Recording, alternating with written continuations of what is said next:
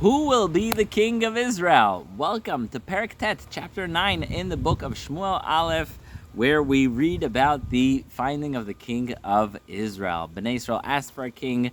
Shmuel was really mad at that. Hashem said, fine, you can give them a king, but if they don't like it, then tough luck. And that king can do anything to them. And Shmuel is like, no problem, I'm going to find you guys a king. And that's where this chapter begins. We have a young man from the tribe of Binyamin. There's a young man from the tribe of Binyamin, and his name is Shaul. Wait, before Shaul, who's his father? Shaul has a father. There's a person in the tribe of Binyamin. His name is Kish, and he's very strong, and he has a son whose name is Shaul, who's a great guy, Bachor Vatov. He's a chosen guy. He's a good guy. Ve'en ish mi bnei Yisrael tov mimeno. There is not a single person in Bnei Yisrael that is better than him, and he's very, very tall. Meshichvo b'mala. Could mean physically, could mean also in terms of his character. Anyhow, this story starts on a very, very casual note, meaning Kish, the father of Shaul, loses his atonot, his female donkeys. They're lost. And so the father, Kish, turns to his son, and he's like, hey, we lost our donkeys. Why don't you go with your Na'ar, the servant that's with you, and go find our lost donkeys. So Shaul and the Na'ar go on a mission to find lost donkeys. Sounds pretty basic, right? So they walk in Har Ephraim, they go to the land of Shalisha, they go to the land of Sha'alim, they go to the land of Yemini, they come to the land of Tzuf, and they start giving up. They're like, wait, how long can we look for a donkey? So they turn to, Shaul turns to the Na'ar, the young man that works with him, and he's like, why don't we go back? Enough. This is not working out. We're not finding these donkeys. And what's going to happen is my father, is going to stop worrying about the donkeys, and he's going to start worrying about us. Where are we? And so the Na'ar, the young man that's with Shaul, is like, wait a minute. Before you give up on this mission for finding the donkeys, why don't we go to the man of God? See if he can help us. I hear that there's a man of God here in the land of Tzuf. Why don't we go and ask him? Maybe he can help us find our donkeys.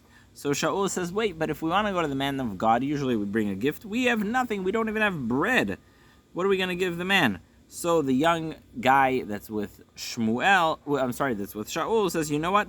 I have a quarter of a single coin, a quarter of a silver coin, and I'll give him, and that's going to be how he's going to help me. Now, in those days, the Pasuk tells us, people didn't call prophets, they called them a ro'eh, a seer, someone who's able to see.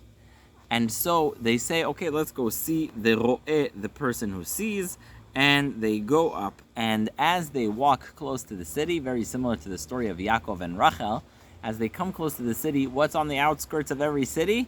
The well. And they see the young ladies going there to gather water at the well. So they say, where is the ro'eh, which is the person who sees, the prophet? And they say, oh, you should go quickly because there's a big feast, there's a big korban, and the ro'eh is there. And before he goes up to the stage to eat at this party that's taking place in our city, you can catch him and talk to him a little bit, because people don't start the feast until he comes. So just catch him at the bottom of the feast before the party in our city begins, and then he blesses the food, and that's when people start eating. Catch him before he goes up.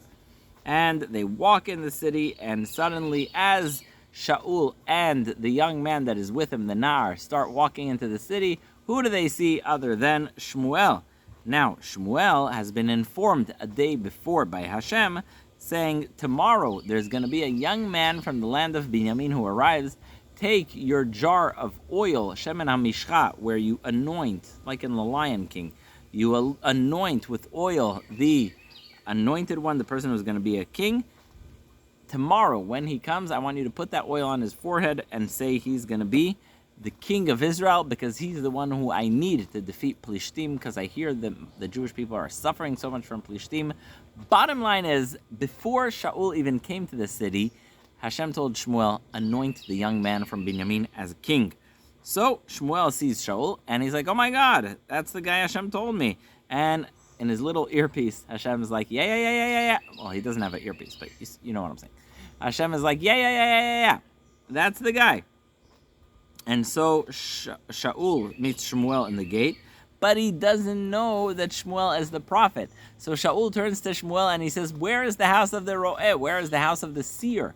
Where's the house of the prophet? Now Shmuel is the prophet. And so Shmuel says to Shaul, I am the prophet. I am the Ro'eh. Why don't you guys be my guests? Come up to the stage, to the dais, to the table, and eat from the korban with me. And in the morning, I'll host you guys overnight. In the morning, I'll send you off. And before they even tell him anything, Shmuel tells him, the donkeys that you have lost for already 3 days, don't worry, they've been found already, and the people need you for bigger and better things than finding donkeys. Shaul is like, what? You want me to be the king? I'm from the tribe of Binyamin. Binyamin is the youngest one of the tribes of Israel. Binyamin is the tiniest one of the tribes of Israel. And my family, the family of Kish, son of Aviel, son of son of Aviel, son of Tzor, son of Bechorat, son of Afiach, son of Binyamin, we're the smallest family. So why do you want me to be a king? And Shmuel ignores that humble line and he brings him up to the top, to the dais where all the big guests of honor at this feast are. There's about 30 people. And Shmuel tells the cook, the chef, the shochet, whoever it may be, he says, remember I told you to save one big portion?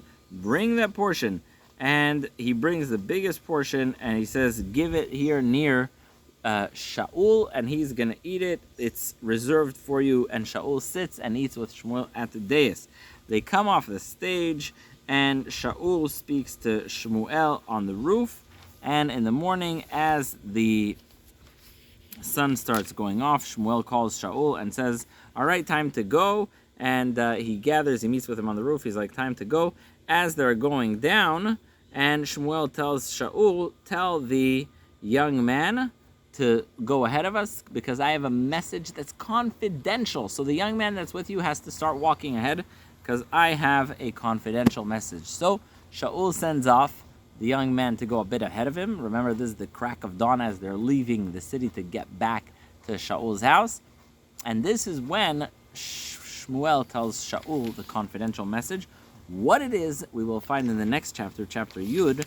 But to summarize, chapter 9, Perek Tet, what we had is there's a young man from the tribe of Binyamin. He's the son of Kish. He is very tall, good-looking, amazing, very beloved. And his father Kish had lost his atonot, female donkeys, and he sends him with the Na'ar, the young man that works for the family, to go find the donkeys. They go, they look, they don't find it. Eventually, they arrive at a place where they're like, okay, we're done. We can't look for it any further. And the Na'ar, the young man, says, you know what, there's actually here in the place of Tzuf, we're in the land of Tzuf, there's a prophet who's also referred to as a seer. Maybe he's going to tell us. Shaul is like, I don't have money to pay him. The young man's like, it's okay, I'll pay him. And they come close to the city. The ladies that are outside of the city, the young ladies that are outside of the city drawing water, tell them how to find the Ro'eh, the prophet, the seer. And as they come, he is going up to a feast. Shmuel invites Shaul to come eat with him. They sleep over at Shmuel's house. And it ends off with Shmuel saying, okay, I have a confidential message for you, Shaul. A confidential message we will see in the next chapter. Thank you for listening.